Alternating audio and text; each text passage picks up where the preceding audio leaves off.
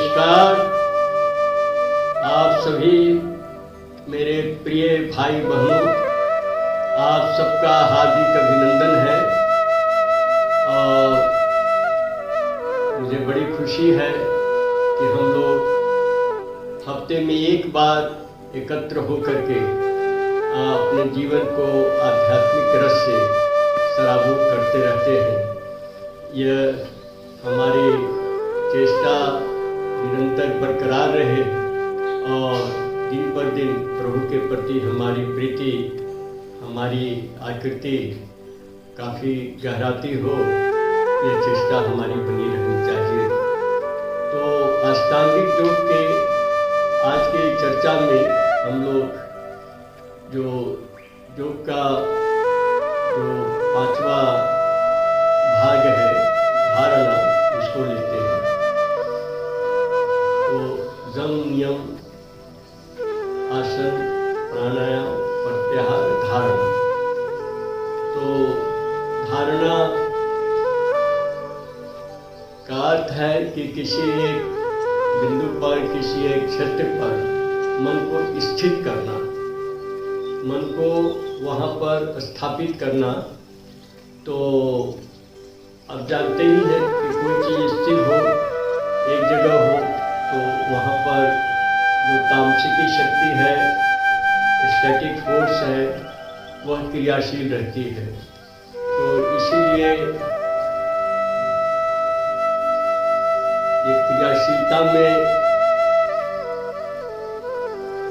यद्यपि तामसिकी शक्ति है, परंतु चूँकि इसको धारणा में हम एक पीठ पर, एक बिंदु पर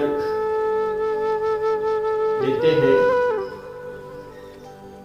इसको स्थिर करने का स्थान, इसीलिए इसमें मन की स्थिति बेहतर रहती है। धारणा में ये तत्व धारणा है और तत्व तो ऐसे कई हैं, लेकिन मुख्य 5 हैं जो फंडामेंटल फैक्टर्स हैं, जो मूल तत्व हैं, जिसको क्षिति तत्व, अपतत्व, तेजस तत्व, मरुत तत्व और आकाश तत्व। तो इन 5 तत्वों की धारणा हम लोग अपने चक्रों पर लेते हैं, जहाँ से ये तत्व कंट्रोल होते हैं, इनका नियंत्रण होता है। और ये धारणा चक्रों पर होने के कारण इसमें आसानी होती है कि हम अपनी इच्छा शक्ति का पूरा उपयोग कर पाते हैं। और उसके साथ साथ ये सुषुम्ना कांड में ये सारे चक्र स्थित हैं। सुषुम्ना कांड का अर्थ है कि मूलाधार चक्र, अर्थात जो हमारी मेरुदंड की जो अंतिम नीचे जो हड्डी है, वहाँ पर मूलाधार चक्र स्थित है। और उस मेरुदंड के बीच से होकर के ये सुषुम्ना कांड सहस्रार चक्र तक जाती है।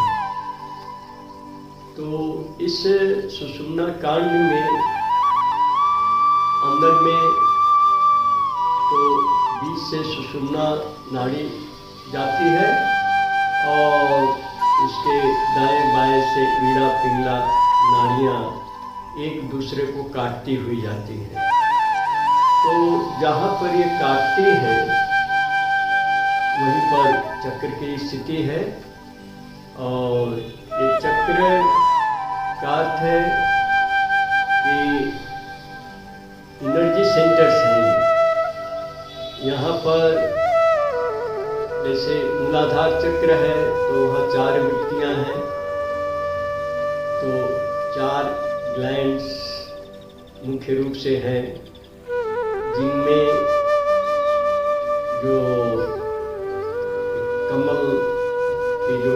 लोइयाँ होती हैं उससे ये ग्लैंड्स जुड़े होते हैं, और एक कमल की पंखुड़ियों का अभिप्राय है कि उससे एक पर्टिकुलर वृत्ति कंट्रोल होती है। तो मूलाधार चक्र से 4 वृत्ति,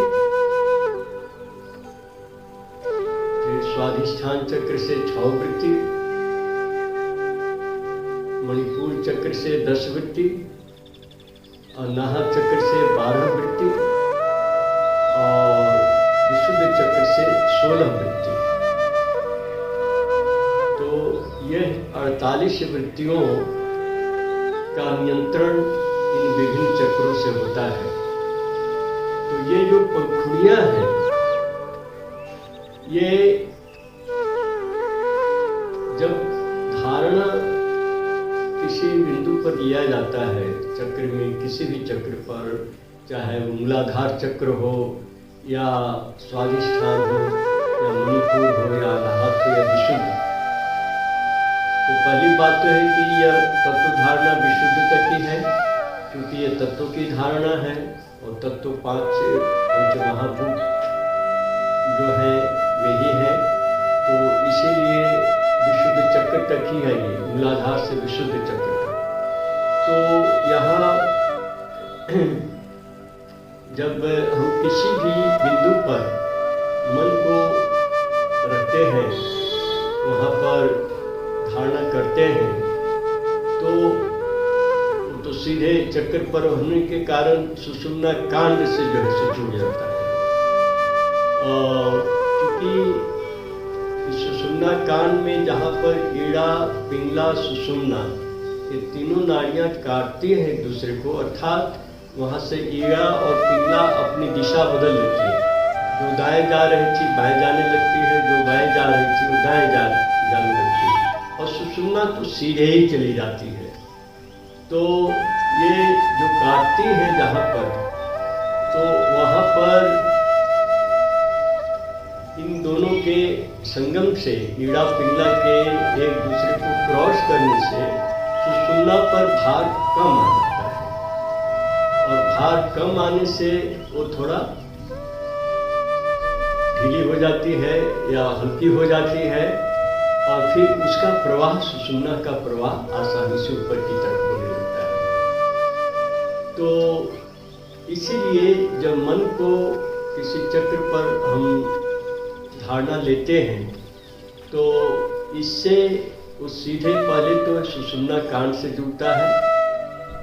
सुषुम्ना कांड से जुड़ने से, चूंकि यह कांड सहस्रार चक्र तक गया है, इसीलिए सहस्रार चक्र से जुड़ जाता है अप्रत्यक्ष रूप से। और सहस्रार चक्र हमारे अवचेतन और चेतन मन का केंद्र वहीं पर है, जहाँ से नियंत्रण होता है वो मस्तिष्क में ही है, वो सहस्रार चक्र में ही है। तो इसीलिए ये अवचेतन से जुड़ने से जितनी भी वृत्तियां हैं वे सभी प्रभावित होती हैं उस चक्र की, और चेतन से जुड़ने से जो नसें और नाड़ियां हैं, आर्टरी है, वेन है, वो सब जो है प्रभावित होती हैं।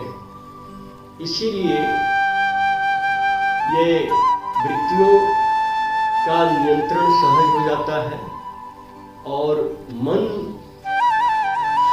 उस जगह पर स्थिर होने के कारण मन के भीतर उस विशेष तत्व का, जैसे अगर लंग पर है तो क्षिति तत्व है, तो क्षिति तत्व के ऊपर मन का शनै शनै नियंत्रण आने लगता है, जिसके कारण शारीरिक रूप से उसको काफी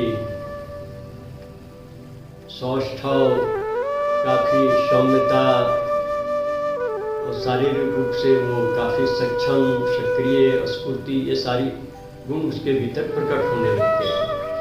तो इसीलिए यह जो धारणा है, ये चक्रों पर ही करने से ये सारे लाभ उसे मिल सकते हैं। वृत्तियों पर नियंत्रण होना, मन का शांत होना और नसों नाड़ियों का पवित्र होना, ग्लैंड्स का पवित्र होना, ये सब चीज़ चक्रों पर मन के एकाग्रता से संभव हो जाता है। तो इसीलिए धारणा चक्र पर ही की जाती है। और अगर किसी और जगह पर अगर किया जाए, किसी और बिंदु पर किया जाए, तो वहाँ पर मन ठीक से लगेगा नहीं, इच्छा शक्ति वहाँ पर ठीक से काम नहीं कर पाएगी। और जो कॉन्शस और सब कॉन्शस माइंड है, जो कि सहस्रार चक्र से नियंत्रण होता है, वह उनसे ठीक से कनेक्ट नहीं हो पाएगा। इसीलिए उसका कोई विशेष लाभ नहीं होगा। इसीलिए और किसी बिंदु पर नहीं करके जो कंट्रोलिंग पॉइंट है इन पांचों तत्वों का, वहीं से मन को एकाग्र करना होता है। तो इसमें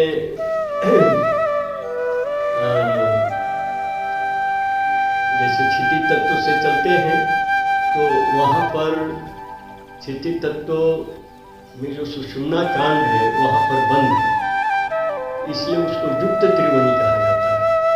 तो यहाँ पर जो हमारे भीतर जो दैवी शक्ति है, जो जीव सत्ता में जो मैपन का बोध है, उस मैपन में जो दिव्यता प्रसुप्त है, सोई हुई अवस्था में है, उसका स्थान मूलाधार चक्र है। कुंडली वहीं पर 3 और आधा 3.5 बार जैसे सर पे अपनी कुंडली लगा के बैठता है, उस तरह से वहाँ पर सोई अवस्था में कुल कुंडली है। तो सोई अवस्था का मतलब है कि जो दिव्य शक्ति हमारे भीतर एक बीजात्मक रूप में है, एक अविकसित रूप में है, वो वहाँ पर उपस्थित है। तो उसको जो तत्व धारणा करते हैं, और तत्व धारणा में उस पूरे पीठ का हम विजुलाइज करते हैं, उसके रंग का, उसके आकार का, जो उस तत्व का, क्षिति तत्व का जो रंग और आकार है, उसको विजुलाइज करते हैं, उसको देखते हैं।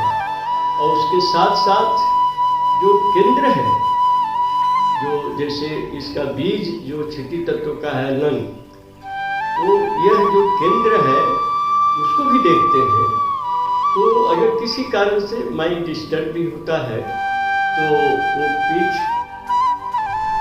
को अगर हम नहीं देख पाते हैं, लेकिन अगर वो बिंदु पर है, लंग पर अगर ध्यान है, तो फिर वहाँ पर वो रूप भी जो है उसका और रंग भी आसानी से फिर आ जाता है। और पूरे पीठ का मतलब है जैसे पंखुड़ियाँ हैं, और इसके भीतर में जो चारों तरफ एक सर्किल की तरह से जो क्षेत्र है, उसको पीठ कहते हैं, कर्णिका भी कहते हैं, बढ़िया भाषा में संस्कृत में कर्णिका कहा जाता है।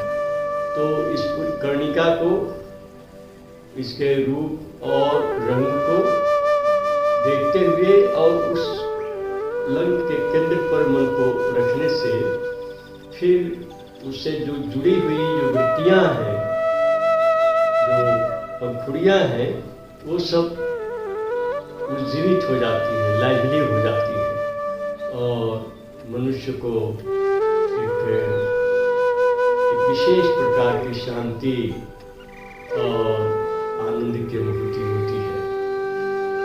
उसी तरह से जब वन पर जाते हैं, उसके बाद का जो चक्र है, तो स्वाधिष्ठान चक्र, तो वहाँ पर 6 वृत्तियाँ हैं, 6 ग्लैंड्स हैं। ये ग्लैंड्स क्या है कि इन ग्लैंड से भी ये पंखुड़ियों का अनुभव होता है, और हर ग्लैंड जो है एक एक वृत्ति को अनुभव करता है। और ये वृत्तियाँ जब उसके पीठ पर मन एकाग्र करते हैं, और साथ साथ बिंदु का भी तरफ भी हमारा ध्यान रहता है, तो ये सारे ग्लैंड्स नर्वस सिस्टम, नाड़ियाँ, ये सब जो है पवित्र होती हैं, ये सभी निर्मल होती हैं और सुषुम्ना नाड़ी उस वक्त सहज अवस्था में आ जाती है, उसको आगे जाने में सुविधा होती है। तो उसी तरह से ये तो जो अपतत्व है या लिक्विड फैक्टर है उसका कंट्रोलिंग पॉइंट है 1, उसके ऊपर जाते हैं मणिपुर चक्र में तो रंग है, ये एनर्जी का बीज मंत्र है, ऊर्जा का बीज मंत्र है। और यहाँ पर 10 वृत्तियाँ हमारे उपस्थित हैं, मौजूद हैं। तो ये जो 10 ग्लैंड्स हैं, इनके जो सब ग्लैंड्स हैं, इनसे जुड़े हुए जो नर्व्स हैं, आर्टरी है, वेन्स हैं, ये सारे में ये आध्यात्मिक शक्ति का प्रवाह जो है सो चला जाता है। और मन कॉन्शस और सबकॉन्शस दोनों से जुड़े होने के कारण मन भी विशेष शांति की अनुभूति में आता है। तो ये सब एक एक चक्र पर जब जितना मन की एकाग्रता रहेगी और जितना निष्ठा से इसको करेंगे तो फिर उससे जो कनेक्टेड कंट्रोलिंग पॉइंट है जिससे तत्व का, वो तत्व धीरे धीरे हमारे अनुकूल होते जाता है, हमारे किसी भी कार्य में उससे बाधा नहीं पड़ती है। और हम जो देखते हैं कि जब आंख बंद करके साधना करते हैं तो उसमें हमारा मन जो दुनिया में घूमने लगता है, इन 5 तत्वों के भीतर में ही घूमता है। और दुनिया के जो विषय हैं वे हमारे मन में आने से जो आध्यात्मिक अनुशीलन होना चाहिए, जो योग साधना होनी चाहिए, वो अंतर जगत में नहीं हो पाती। हम आँख बंद करके बैठे तो हुए हैं, ठीक ही हैं, लेकिन मन जो है इन 5 तत्वों में कहीं न कहीं भ्रमण कर रहा है। इसीलिए इन 5 तत्वों पर नियंत्रण होना आवश्यक है। तो ये धारणा के द्वारा होता है। धारणा में अगर हम मन को प्रतिष्ठित कर देते हैं तो फिर ध्यान हमारे लिए सहज हो जाता है, प्रत्याहार भी सहज हो जाता है, चक्र शोधन सहज हो जाता है। इस सब में धारणा के माध्यम से हम अच्छी स्थिति को प्राप्त कर सकते हैं। तो इसलिए जो भी तत्व है, जैसे जो क्षिति तत्व है, उस पर नियंत्रण होने से मनुष्य कहीं कोई सुगंध दिखाई नहीं दे रहा है, कोई स्रोत नहीं है, कोई फूल नहीं है, कोई अगरबत्ती नहीं है, धूप नहीं है, फिर भी एक मन को नशे में लाने वाली, मस्त करने वाली सुगंध की अनुभूति आदमी को होती है, मनुष्य को होती है, बिना कोई वहाँ पर स्रोत हुए एक अनुभव मनुष्य करता है। चंदन की सुगंध है, पारिजात पुष्प की सुगंध है, केवड़ा की सुगंध है, एक से एक सुगंध की अनुभूति बिना किसी स्रोत के। अर्थात यह अति भौतिक स्तर की चीज़ है, मानसिक या मानस आध्यात्मिक स्तर की चीज़ है। वो हमारे क्षिति तत्व को कंट्रोल में आने के कारण फिर वो गंध जो है ना, उसका चूँकि गंध उसके ही अपना विशेष गुण है क्षिति तत्व का, इसीलिए यह गंध जो है ना, सुगंध, ये बहुत सूक्ष्म आध्यात्मिक स्तर से वो निकल करके हमारे मन को मस्त कर देता है। वहाँ पर और शरीर स्वस्थ रहता है, प्रसन्न रहता है, स्फूर्ति रहती है शरीर के भीतर में। तो ये सब तत्व धारणा की सिद्धि होने पर होती है, लेकिन ये होती है, ये निश्चित है। और इसमें इन जो चक्र हैं, इनके बीज मंत्र के साथ इनके श्लोक भी हैं। तो मनुष्य जब उसके रूप और रंग की धारणा लेकर के और फिर इनके श्लोकों को भी कहता है, तो ये सारे ग्लैंड्स पर, सारी वृत्तियों की जो पंखुड़ियाँ हैं कमल की, उन पर ये सारे फैल जाती हैं, प्रवाहित हो जाती हैं, और वो अंततः हमको वृत्तियों पर नियंत्रण करने में सहायक होती है। तो उसी तरह से अपतत्व में भी जो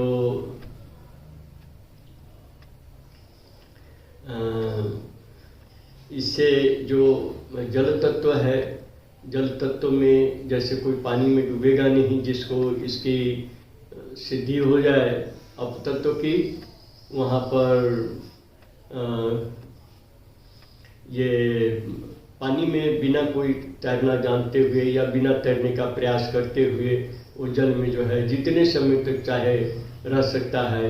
इनके बारे में स्वामी तोतापुरी जो थे, बहुत बड़े तांत्रिक साधक थे वो तो बनारस में गंगा नदी में डुबकी लगाते थे तो फिर 3 दिन के बाद निकलते थे।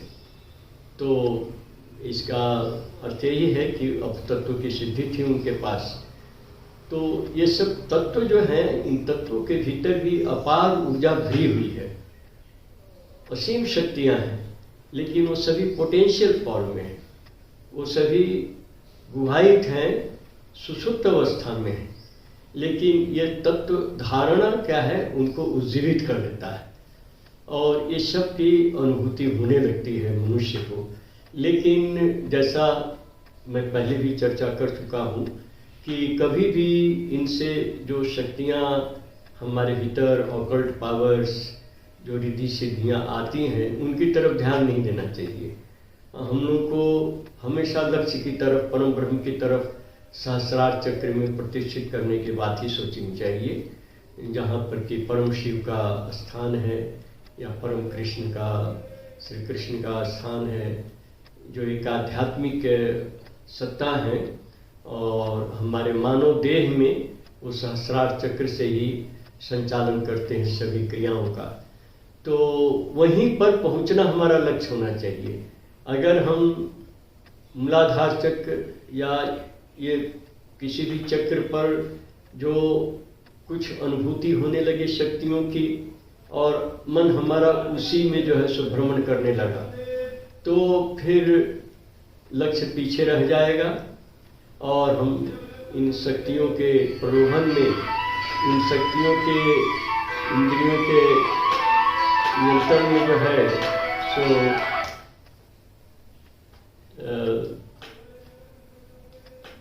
रह जाएंगे। तो इसीलिए जो आवश्यक है कि हम कभी भी इनकी तरफ ध्यान नहीं दें और अपने मन को लेते चले जाएं लक्ष्य तक। ये हालांकि धारणा है विशुद्धि चक्र तक ही, लेकिन हमारी साधना तो सहस्रार चक्र, गुरु चक्र तक की है। और गुरु चक्र और सहस्रार चक्र क्या है? सहस्रार चक्र बाहरी भाग है और गुरु चक्र उसका भीतरी भाग है। इसीलिए गुरु चक्र में पहुंचने के बाद सहस्रार चक्र में स्वतः आदमी पहुंच जाता है, कोई उसमें असुविधा नहीं होती है। जो परम ब्रह्म का, जो निष्कल ब्रह्म का अवस्थान है, जहाँ अधिष्ठान है। तो इसीलिए एक एक चक्र पर एक एक सिद्धियां हैं, एक एक रिद्धियां हैं, ऑकल्ट पावर्स हैं, वो धारणा के माध्यम से वो अनुभव होने लगती हैं। और जो वास्तविक साधक कभी भी उनकी तरफ ध्यान नहीं दे करके मन को जो है उधर ही परम ब्रह्म की तरफ ही, लक्ष्य की तरफ ही मन को केंद्रित रखता है। तो उसी तरह से जो मणिपुर चक्र है, मणिपुर चक्र में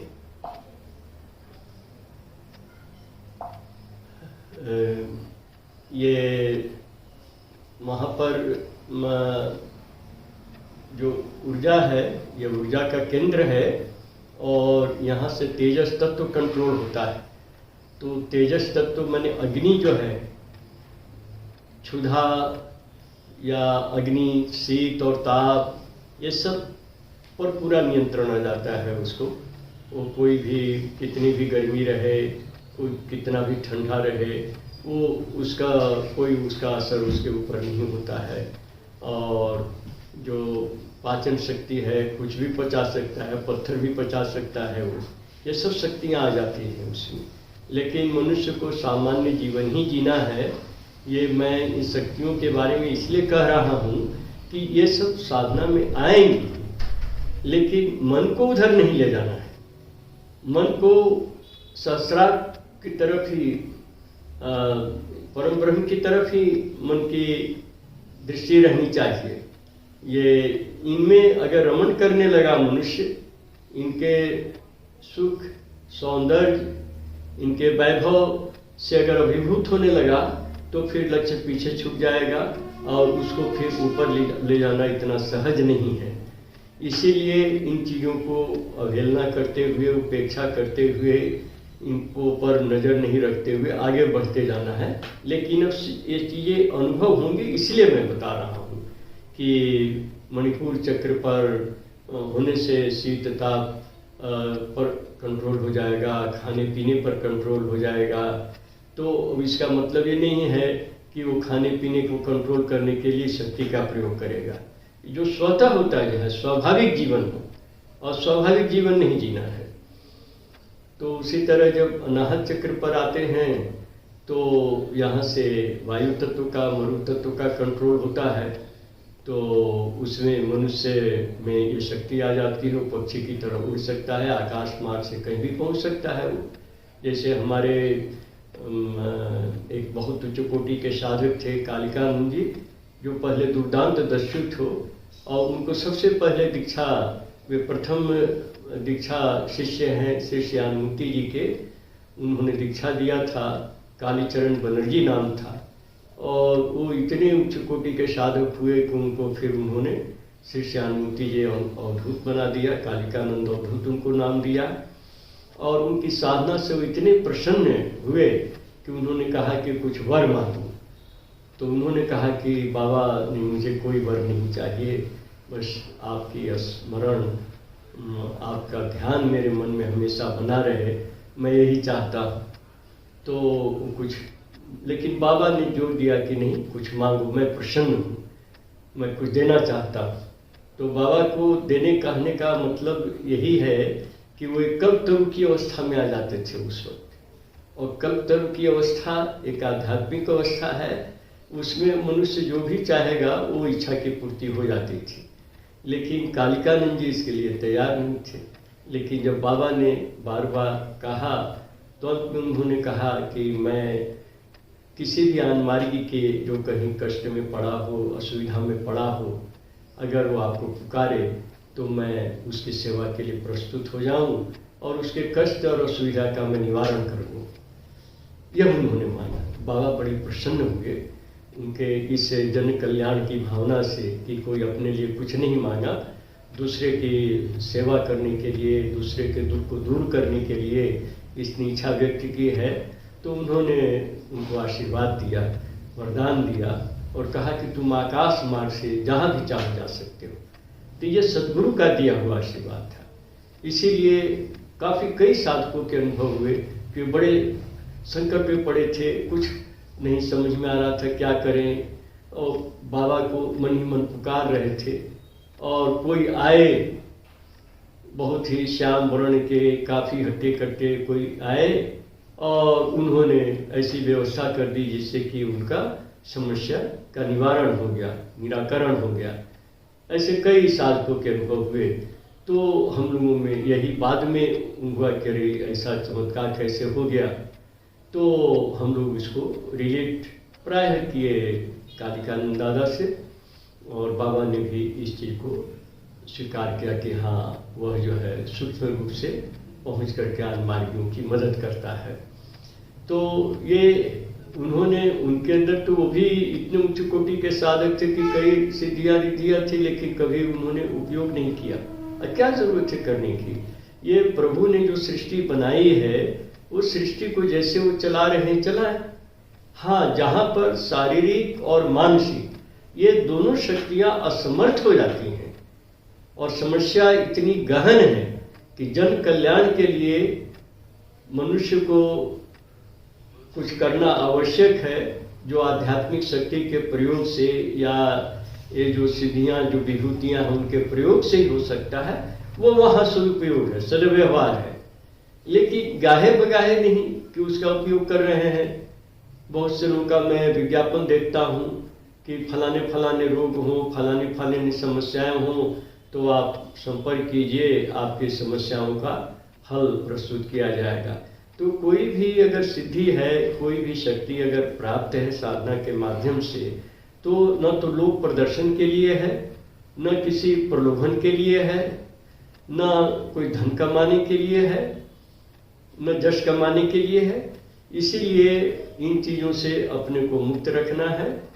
लेकिन ये चीज़ आती हैं, ये चीज़ होती हैं, इसलिए मैं कह रहा हूँ ये स्वाभाविक रूप से आपसे आप साधना के क्रम में ये सब जैसे जैसे इन तत्वों पर प्रभाव होता जाएगा वैसे वैसे ये अनुभूति होती जाएंगे। लेकिन साधक आगे बढ़ता जाएगा। ये रास्ते के दृश्य हैं, जैसे गाड़ी में बैठे हुए हैं, रास्ते में तरह तरह के दृश्य आ रहे हैं, देख रहे हैं। लेकिन हमको ध्यान रखना है कि जहाँ उतरना है वो हमारे आँख से ओझल नहीं हो। हम ट्रेन में बीच में कहीं उतर गए और वहाँ की खूबसूरती देखने में ही मस्त हो गए और ट्रेन निकल गई, आगे बढ़ गई, तो फिर दूसरी ट्रेन का इंतज़ार करते रहिए आप, फिर टिकट कटाइए, रिजर्वेशन कराइए। इस तरह की समस्याएं लौकिक जगत में, सांसारिक जगत में हम लोगों को फेस करना पड़ता है। तो आध्यात्मिक जगत में तो और भी कठिन है। यहाँ तो 1 इंच आगे बढ़ने में कितनी तपस्या करनी पड़ती है, और गिरने के बाद तो फिर इतना सहज नहीं है कि आदमी ऊपर उठे। तो इसीलिए इन सभी चक्रों पर धारणा करते हुए, इनके मंत्रों को स्मरण करते हुए, जो बीज हैं उन पर मन को केंद्रित करते हुए भी मन में लक्ष्य हमेशा रहेगा, लक्ष्य से नहीं भटकेंगे। और उनसे जो भी अनुभूति होगी, कोई शक्ति की, कोई सिद्धि की, कोई रिद्धि की, तो उसको देख करके एक साक्षी सत्ता के रूप में, दृष्टा के रूप में बस देखते हुए, नज़र डालते हुए आगे बढ़ जाएंगे। तो ये अनाहत चक्र पर जो मरु तत्व का नियंत्रण बिंदु है यहाँ पर, तो वहाँ 12 वृत्तियों के वहाँ पर कमल हैं, ग्लैंड्स हैं। इन वृत्तियों को ये जब धारणा करते हैं तो सारे ग्लैंड्स में जो है को ये पवित्र कर देता है, सबको परिशुद्ध कर देता है, सबको जागृत कर देता है। इसलिए वृत्तियाँ भी धीरे धीरे कंट्रोल में आ जाती हैं। और ये जो कमल जो है, ये जो बीजात्मक रूप में है, जो प्रसुप्त अवस्था में है, ये धीरे धीरे खिल जाते हैं, खुल जाते हैं। अष्ट कमल दल चरखा डोरे, जो कबीरदास करते थे। ये जो कमल दल हैं, ये सारे जो है जब हमारे चक्र सारे उज्जीवित हो जाते हैं, प्राणवंत हो जाते हैं, तो जो कुल कुंडली चलती है सुषुम्ना नाड़ी, सुषुम्ना कांड के भीतर से, तो सारे ये कमल खिले हुए मन को एकदम आनंद और उत्साह से भरे हुए ऊपर की तरफ कुंडली पहुंच जाती है, और वहाँ पर आदमी अतीन्द्रिय आनंद की स्थिति में पहुंच जाता है। तो ये जो तत्व हैं, ये तो विशुद्ध चक्र तक ही हैं। अब विशुद्ध चक्र कंठ में है, तो यहाँ पर 16 वृत्तियों का स्थान है। और ये जो जगह है, विशुद्ध चक्र जो है, ये मन से, इसके ऊपर मन का है, मन के ऊपर फिर आत्मा चैतन्य का जगत है। तो इसलिए यहाँ पर जो मन आता है विशुद्ध चक्र पर तो ये सारी 16 वृत्तियाँ हमारी आ जाती हैं नियंत्रण में, और इनके माध्यम से जो भी मन को जो भी व्यक्त करना होता है, ये विशुद्ध चक्र के ही माध्यम से होता है। जो कोई भी काम हम जब करते हैं, मन को एकाग्र करते हैं, मन से चिंतन करते हैं, तो इससे हमारा सबकॉन्शियस माइंड, जो अवचेतन मन है, वो सीधे जुड़ता है। और ये विशुद्ध चक्र पर जब धारणा हमारी मजबूत होती है, तो फिर हमारा चेतन मन भी जुड़ जाता है, और इच्छा शक्ति के माध्यम से वह अपने को प्रकट करता है। तो इसीलिए जो भी तत्व धारणा करेंगे, उनको एक विशेष शारीरिक और मानसिक अनुभूतियाँ होंगी, जिससे उनके साधना में तरक्की होगी, आगे बढ़ने में उनको सुविधा मिलेगी। और ये जो तत्वधारणा की जाती है वीरासन में। वीरासन नाम ही वीरासन, मतलब कि यह वीर भाव जो है सो जगाता है और इसके द्वारा हमारे अंदर पर्याप्त ऊर्जा का संचार होता है। इसमें हमारी आंखें खुली रहती हैं लेकिन नाक की नोक पर रहती है और मन जो है ये दृश्य रूप से नाक के देख रहा है, वो आंखें खुली हुई हैं, तो नाक के बिंदु पर, नासिकाग्र पर, और मन जो है वो चक्रों पर रहता है। तो इसीलिए ये बहिर्जगत में और अंतर जगत में ये धारणा संतुलन बनाने में काफ़ी सहायक है। बिना धारणा के ये चक्रों को पुष्ट नहीं किया जा सकता है और ये चक्र हमारे जो मन के चैम्बर हैं उनसे भी जुड़े हुए हैं। तो जिस तरह से आसन के द्वारा अन्न कोश को,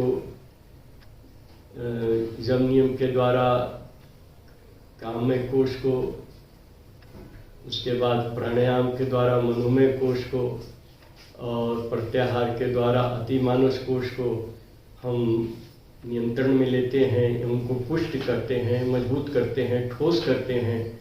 उसी तरह से विज्ञानमय कोश को हम धारणा के द्वारा पुष्ट करते हैं। पुष्ट करने का अर्थ यही है कि जो विज्ञानमय कोश है उसका कण कण जो है चैतन्य के भाव से भर जाए, उसमें कोई भी अविद्या माया का प्रभाव नहीं हो, कोई भी जड़ता नहीं रहे, किसी भी तरह की मलिनता विकार नहीं रहे, तो बिल्कुल शुद्ध परिशुद्ध रहे और चैतन्य एक एक कण उसका चैतन्यमय हो जाए। इसीलिए जो विज्ञानमय कोश है वो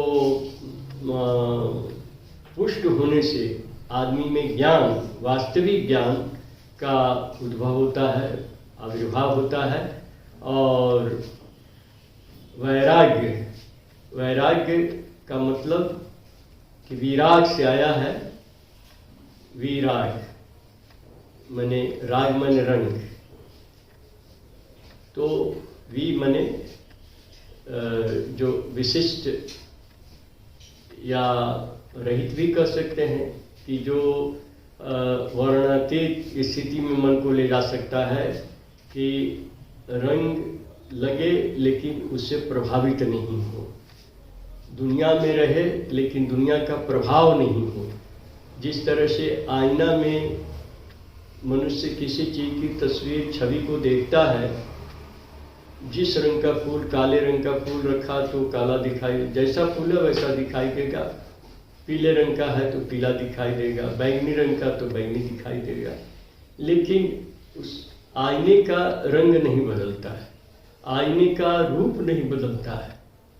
तो उसी तरह से जो वैराग्य में हम संसार में हैं लेकिन संसार हमारे भीतर नहीं है।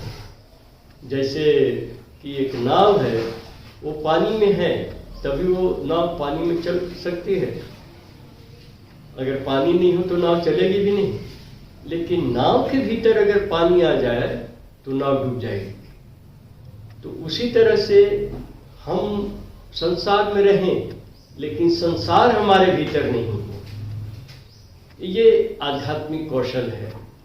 और इसमें जो हमारा जो विज्ञानमय कोश है, यहाँ पर ये पुष्ट होने पर यह कौशल में सिद्धि प्राप्त हो जाती है। आदमी दुनिया में रहेगा लेकिन दुनिया के रंग से रंगेगा नहीं, रंगाएगा नहीं। ज्ञान और वैराग्य आ जाते हैं और जो उच्च कोटि के जो गुरु, मध्यम कोटि के, उच्च कोटि नहीं कर सकते लेकिन मध्यम कोटि के जो गुरु होते हैं वे अपने हिरण्यमय कोश से विज्ञानमय कोश को प्रभावित करते हैं और इसको दैवी विद्या कहते हैं। और इसके द्वारा वो अपने शिष्यों को ज्ञान देते हैं। कुछ आध्यात्मिक ऐसे उच्च कोटि का ही है लेकिन एकदम अंतिम स्थिति का नहीं है। अब ये जो बुद्ध भी थे, तो बुद्ध ने जो बातें कही, जो ज्ञान बताया, उसमें उन्होंने मैपन को खत्म करने की तो बात कही, कर्मों के क्षय की भी बात कही, लेकिन इस मैंपन को खत्म कौन करेगा? क्योंकि मैंपन जो मैं है, यही तो सब बंधन का कारण है। मैं ये करता हूँ, मैं वो करता हूँ, मैंने ये कर दिया, वो कर दिया, मेरे बिना कुछ नहीं हो सकता है, मैं सबसे श्रेष्ठ हूँ। ये सब जो मैं को लेकर के जो समस्या है चारों तरफ, इस मैं को भी खत्म करने, या इसको कहें कि विराट मैं में लीन करना, यही साधना का कौशल है। लेकिन विराट को या कोई आत्मा है, परमात्मा है, इसको बुद्ध नहीं मानते थे, भगवान बुद्ध नहीं मानते थे, लेकिन इस चीज को मानते थे कि इस मैंपन को खत्म करना है। तो ये कैसे खत्म होगा? जब आत्मा को मानते नहीं है तो कहाँ खत्म होगा? ये मैंपन को खत्म कौन करेगा? तो उसी का जो सूक्ष्मतर स्तर है, मैं का सूक्ष्म स्तर है, जो ज्ञात्री मैं है, ज्ञात्री सत्ता है, बल्कि कहें ज्ञात्री सत्ता है, जो जानने वाली साक्षी सत्ता है, जो आत्मा है, और उसी को विराट स्वरूप परमात्मा है। तो उसी में लीन होने पर, या उसकी भावना लेने पर, या उसके प्रभाव में आने पर फिर यह मैंपन समाप्त हो जाता है। तो उनका भी यह विज्ञानमय कोश तक तो निश्चय ही था, लेकिन उससे अधिक से अधिक हिरण्यमय कोश पर जहाँ तक मन की सीमा है वहीं वो जा सकते थे। लेकिन आत्मा का अस्तित्व नहीं मानने से फिर उसकी अलग व्यवस्था है। फिर उनको पुनर्जन्म लेकर के फिर निश्चित रूप से जो आत्मा का ज्ञान की साधना में रत होकर के, और तब जो है वो इस पुनर्जन्म या जन्म मरण के बंधन से मुक्त हो सकते थे। लेकिन उनका जो रहा उपलब्धि जरूर हो सकती है बड़ी हो, लेकिन उन्होंने ये विज्ञानमय कोश तक की बात कही, जो कहा उन्होंने विज्ञानमय कोश की, और अधिक से अधिक उसको विस्तृत करने पर हिरण्यमय कोश तक की, उसके आगे की नहीं है। तो जो आनंद मार्ग की जो अष्टांगिक योग साधना है, वह परम ब्रह्म की अनुभूति की साधना है, ब्रह्म ज्ञान की साधना है। इसीलिए इसमें इन पांचों कोशों को पुष्ट करना है। इन कोशों को आध्यात्मिक शक्ति अर्जन करने के लिए साधना नहीं करनी। ये जो कोश साधना है आनंद मार्ग में, इन कोशों को पुष्ट करने की है। मूलाधार चक्र, स्वाधिष्ठान, मणिपुर, अनाहत, विशुद्ध, ये जितने भी चक्र हैं, इन सबों पर जो वृत्तियां हैं उन सबको नियंत्रण में लेना। और ये जो कोश हैं, अन्नमय कोश, काममय कोश, मनोमय कोश, अतिमानस कोश, विज्ञानमय कोश, हिरण्यमय कोश, इनको पुष्ट करना है, जिससे इनमें कहीं भी ऐसा न हो कि हमारा मन चैतन्य से अलग हो जाए और जड़वाद की तरफ, भोगवाद की तरफ चलने लगे। तो ये भोगवादी दृष्टिकोण को, उसके प्रभाव को समाप्त करने के लिए और चैतन्य सत्ता की तरफ, या जो विश्व के जो प्राण केंद्र हैं उस केंद्र की तरफ, नाभि केंद्र की तरफ मन को निरंतर गतिशील बनाए रखने के लिए ये कोश साधना है कि पांचों कोश पुष्ट होंगे, तब जाकर के धर्म में अवस्थिति होगी। जो पांचों कोशों को पुष्ट नहीं किया है वो काममय कोश, मनोमय कोश तक ही रह जाएगा। उसकी गति जो है परम ब्रह्म की तरफ नहीं हो सकेगी। भले मुंह से गीत गाए, मुंह से प्रवचन दे और ईश्वर भगवान के बारे में बहुत सी बात बोले, लेकिन जब तक ये पांचों कोश उसके पुष्ट नहीं होते हैं तब तक ब्रह्म ज्ञान की स्थिति नहीं आ पाएगी। तो इसलिए जो आनंद मार्ग में जो ये कोश की बात कही गई है, और जो अष्टांग योगी जैविक सत्ता तो पंच कोशात्मिका है, जो ये पांच कोश हैं, और साधना लेकिन अष्टांगिक है, 8 अंग हैं, जिससे कि ये पांचों कोशों में कोई भी कमी नहीं रह जाए। इसके कारण कुछ और इसमें जोड़ा गया है, जिसमें प्रत्याहार योग तो जोड़ा ही गया है, और अन्य यम नियम आसन, इन सब के भीतर भी आसन में भी जो है वो सब आसनों को प्रमुखता दी गई है, जिन आसनों के माध्यम से हमारी आध्यात्मिक साधना में उन्नति होती है, जिसमें साधना मिलती है। और यम नियम को तो यह महत्व दिया गया कि इसके बिना साधना ही नहीं हो सकती है। कोई मनुष्य मंत्र का जप कर रहा है और मन में चिंतन कर रहा है कि वो मेरा दुश्मन है, उसको नष्ट कर दूंगा, या वह इतने ऊंचे पद पर पहुंच गया, मैं क्यों नहीं पहुंचा, इस तरह की जो तरंगे मन के भीतर आती हैं, तो वो उसकी मन में मलिनता आती है, कालिमा आती है, कलुषता आती है, विकार आता है और मन की गति जो है सुधीमी हो जाती है, मंत्र वहाँ प्रभावी नहीं हो पाता है। तो इसीलिए श्री श्यामूर्ति जी ने कहा कि यम नियम के बिना साधना नहीं हो सकती। मतलब कि अब तो इसके पहले तो आचरण के नियम थे, आचरण विधि थी और सिद्ध पुरुष भी सदाचरण की बात अपने शिष्यों को उपदेश दिए, लेकिन अब तो श्री श्यामूर्ति जी जो महाकौल हैं, महासंभूति हैं, उन्होंने कहा इसके बिना साधना नहीं हो सकती। तो इसके दो अभिप्राय हो गए। एक तो ये हुआ कि अगर कोई यम नियम का पालन नहीं कर रहा है, बैठा हुआ है, तो साधना में अग्रगति नहीं होगी। और उन्होंने कहा भी कि अगर सब कुछ ठीक है, वो बैठ रहा है, मंत्र जप कर रहा है, ये सब कुछ हो रहा है, लेकिन यम नियम का, लेकिन अगर उसकी अग्रगति नहीं महसूस कर रहा है, ये नहीं लग रहा है, वो लग रहा है कि हमारा मन जैसे था पहले वैसे ही है, हम 10 दिन में 10 बार झूठ बोलते थे तो अभी भी 10 बार ही झूठ बोल रहे हैं, वो 9 नहीं हुआ, 8 नहीं हुआ, 7 नहीं हुआ, 6 नहीं हुआ, कम नहीं हुआ। तो इसका मतलब है श्री श्यामूर्ति जी के अनुसार कि यम नियम में कहीं कमी है। तो इसीलिए एक तो हुआ कि यम नियम के बिना तरक्की नहीं होगी, अग्रगति नहीं होगी, और दूसरा अभिप्राय यह है कि अब जो यम नियम को मान के चलेंगे उनकी साधना होगी ही, अच्छी होगी ही, बढ़िया होगी ही, और मुक्ति मिलेगी ही, ये गारंटीड है। ये चीज़ अब मैंने केवल अंदाज वाली बात नहीं रही, ये बिल्कुल सुनिश्चित है कि उनको आध्यात्मिक तरक्की होगी और वो मुक्ति के अधिकारी हो जाएंगे। दोनों टाइम साधना करते हैं और यम नियम का पालन करते हैं, और साधना के अंग के रूप में उन्होंने सतपथ का मार्गदर्शन भी दिया है कि लोगों को भी आध्यात्मिक पथ पर ले आना है। तो इसीलिए यहाँ पर धारणा के संबंध में यही महत्वपूर्ण बात है कि हम जब धारणा करते हैं तो इसका सीधा संबंध चक्रों से है, और चक्रों का संबंध ग्लैंड से है, और ग्लैंड्स का संबंध नसों नाड़ियों से है, और नसों नाड़ियों का संबंध हार्मोन से है। ये क्रम बना हुआ है, श्रृंखला है।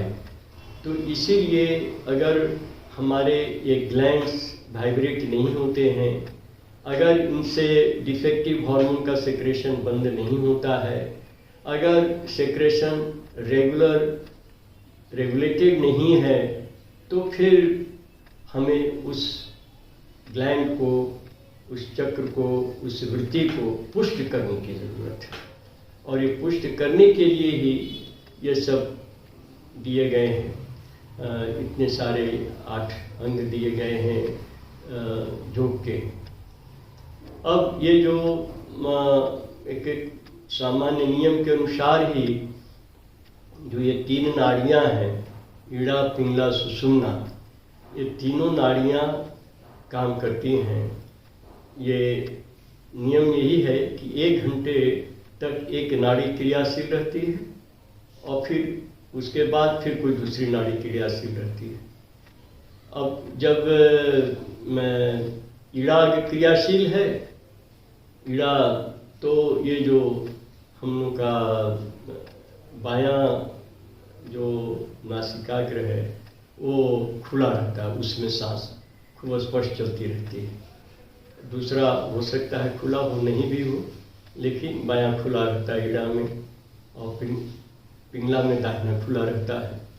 तो जब ईड़ा चल रही है तो फिर ये खुल जाती है, कि नाड़ी खुल जाती है। ईड़ा तो जो मैंने कहा कि सुषुम्ना कांड में जो नीचे मूलाधार से लेकर सहस्रार तक है, इस सुषुम्ना कांड में जो ईड़ा नाड़ी है जब वो चलती है ना तो फूल जाती है। फूल जाने के कारण ये दोनों जो हैं पिंगला और सुषुम्ना ये दबाव में आ जाते हैं। उसी तरह से जब पिंगला चलती है 1 घंटे के अगला घंटे में, तो फिर ईड़ा और सुषुम्ना जो है वो प्रेशर में आ जाते हैं, दबाव में आ जाते हैं। और जब सुषुम्ना माने चलती है जिस वक्त, तो ये दोनों नाड़ियाँ प्रेशर में आ जाते हैं, वो खुल जाती है, वो प्रेशर में आ जाते हैं। तो यही है कि सुषुम्ना का प्रवाह अबाधित रहे, यही मुख्य बात है ये चक्र शोधन की, और साथ साथ ध्यान और धारणा की भी, कि सुषुम्ना की गति में कहीं अवरोध नहीं हो। तो ये जो नाड़ियाँ हैं ईड़ा और पिंगला, इनमें भी जो शुद्धिकरण है, ये धारणा इसमें सहायक है। अन्य भी लेसन्स हैं, लेकिन धारणा तो पूरी तरह सहायक है, क्योंकि यह उस तत्व के केंद्र को ही पकड़ता है और उस पीठ पर ही मन को एकाग्र किया जाता है। तो ये होने से ईड़ा पिंगला सुषुम्ना तीनों बिल्कुल एक दूसरे के लिए एक सहायक का पूरक का काम करने लगती हैं। एक साधक आए हुए थे रांची में, जब श्री श्याममूर्ति जी वहाँ रहते थे 60 के दशक में, अमेरिका से आए थे वो, और उनके मन में इच्छा थी कि मुझे कुछ आध्यात्मिक अनुभूति हो। और उन्होंने यह भी सुना कई लोगों से कि बाबा श्री श्याममूर्ति जी लोगों के ऊपर डिमोन्स्ट्रेशन करते हैं, लोगों को कोई न कोई आध्यात्मिक अनुभव समाधि की या ओंकार ध्वनि की या कृष्ण की बांसुरी ध्वनि की या शिव कृष्ण के छवि की, इस तरह की चीज़ें जो बिल्कुल कालातीत चीज़ें हैं, जो ये अति माने मानवेतर जो उपलब्धियां हैं, इस तरह की चीज़ें अनुभूति कराते हैं। तो भी अमेरिका से अपना सब कुछ छोड़ करके घर बार और सब बेच बाज करके आया कि मैं कुछ अनुभूति लेकर के ही लौटूंगा। उनका नाम न्यूटन था और ये 1970 की बात है ये। तो रांची जब पहुंचा तो श्री श्याममूर्ति जी की एक और प्रतिभा ये थी कि हमेशा कुछ न कुछ नवीनता देते रहते थे। तो 1969 में उन्होंने साधना वर्ष घोषित किया था, इसलिए वो साधना के विभिन्न अंगों पर उन्होंने काफ़ी डिमोन्स्ट्रेशन किए, काफ़ी उन्होंने व्याख्याएं की और प्रैक्टिकली दिखाया। जिस तरह से एक साइंटिस्ट जब क्लास लेता है कि 2 वॉल्यूम हाइड्रोजन और 1 वॉल्यूम ऑक्सीजन मिला करके पानी बनता है, तो वहाँ पर वो एपरेटस में वो डिमोन्स्ट्रेट भी करता है कि ये 2 वॉल्यूम ऑक्सीजन और 1 वॉल्यूम हाइड्रोजन को मिला दिया और ये पानी यहाँ पर निकल गया। तो उसी तरह से ये स्पिरिचुअल साइंटिस्ट श्री श्याममूर्ति जी, उन्होंने कुछ व्याख्या की, किसी समाधि की व्याख्या की, सविकल्प समाधि की व्याख्या की, और फिर किसी को स्पर्श करके उस स्थिति में पहुँचाया। आप पूछते थे क्या महसूस करते हो, क्या अनुभव हो रहा है, तो जो अनुभव होता था वो बताया करता था। तो इन्हीं चीज़ों को सुन करके वो आया था। लेकिन वो जब आया तो 1969 से 70 में चला गया था तब तक समय, और 1970 को उन्होंने सेमिनार वर्ष घोषित कर दिया। तो सेमिनार वर्ष, तो उसमें सेमिनार के में सभी लोग लगे हुए थे। अब वो डिमोन्स्ट्रेशन वर्ष, साधना वर्ष था नहीं। तो साधना वर्ष में वो सारी घटनाएं होती थी। तो ये आके बोला कि मुझे तो बाबा से अनुभूति करनी है। तो जो सन्यासी लोग थे, जो पिए थे श्री श्याममूर्ति जी के, उन्होंने कहा कि भाई अब तो बाबा डिमोन्स्ट्रेशन देते नहीं है। उनकी इच्छा की बात है कि वो दे दें कभी, लेकिन ऐसे अब देते नहीं हैं, क्योंकि वो साधना वर्ष ही घोषित किया था। इसीलिए वो जब भी बैठते थे उसी के संबंध में बात करते थे। भीतर बाबा के दर्शन के लिए जाने नहीं देते थे लोग, कि कहीं जा कर के वो किसी प्रकार का एक अगली सीन नहीं क्रिएट हो। तो उसने बहुत आर्ग्यूमेंट किया, लेकिन उनको अलाउ नहीं किया गया।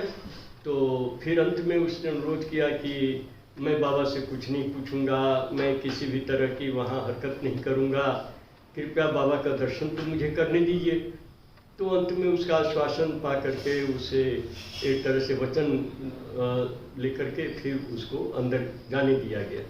तो उसको तीसरी चौथी पंक्ति में बैठाया लोगों ने कि बिल्कुल सामने नहीं बाबा के, ताकि ये कुछ अनावश्यक हरकत नहीं करे। तो वहाँ पर वो शांत बैठा रहा।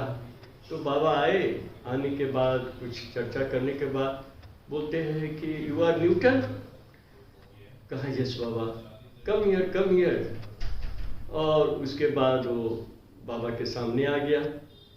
तो बाबा ने कहा you have come for spiritual experience. कहा यस बाबा। तो बाबा ने कहा okay okay, you sit down and concentrate your mind on your इष्ट चक्र। फर्स्ट लेसन का जो इष्ट चक्र है वहाँ पर मन को एकाग्र करो।